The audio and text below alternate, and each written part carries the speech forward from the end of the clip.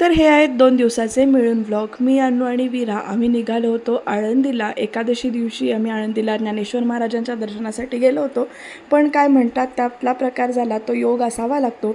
फक्त या स्क्रीनवरच दर्शन घेतलं आणि थोडा वेळ तिथे थांबून माघारी परतलो.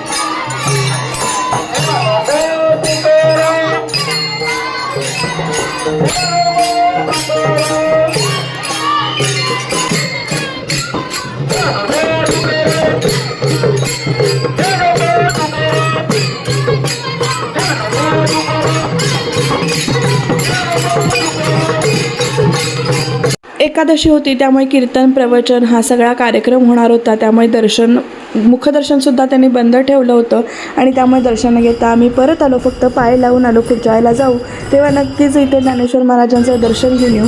हा नवीन पूलसुद्धा इथे बांधलेला आहे आणि तिथे ना आरत्या वगैरे दिंड्या घेऊन वेगवेगळी लोकं आली होती, तर तिथे आरती सुरू होती.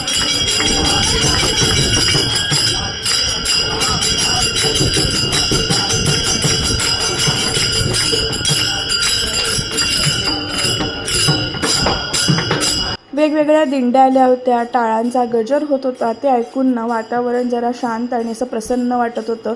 कारण तो एक घंटेत टाळांचा नाद होता ना, तो बघून छान वाटत होतं. हे असे सुशोभीकरणसुद्धा केलेलं आहे. आणि मग त्याच्यानंतर आम्ही गजानन महाराजांच्या दर्शनाला गेलो. देहुगावमध्ये जे देऊळ आहे तिथे. तर हे देऊळ बघितल्यानंतरच असं मन एकदम प्रसन्न झालं होतं. शांतता वेगळी जाणवत होती इथे एक प्रकारची. आणि सगळीकडे असं शिस्तबद्ध असं वातावरण होतं. स्वच्छता होती महत्त्वाचं म्हणजे. आळंदीला जी स्वच्छता नव्हती ती इथे स्वच्छता होती. मस्त असं दर्शन घेतलं. 2 मिनटं तिथे बसलो आणि मग परतीच्या प्रवासाला लागलो. आणि मग तिथून पुढे दुसऱ्या दिवशी डायरेक्ट इकडे अनुला बाय करून आम्ही निघालो होतो परत यायला पुण्याहून. वाटेमध्ये एस टीमध्ये जरा झोप काढली आणि मग त्याच्यामुळे इथे फ्रेश झाली होती वीरासुद्धा.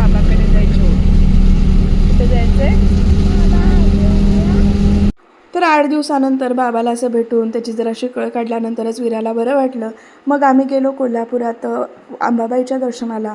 सुट्टीचा दिवस होता त्यामुळे बऱ्यापैकी गर्दी होती आणि ह्या कुत्र्याची ना मला मजाच वाटत होती.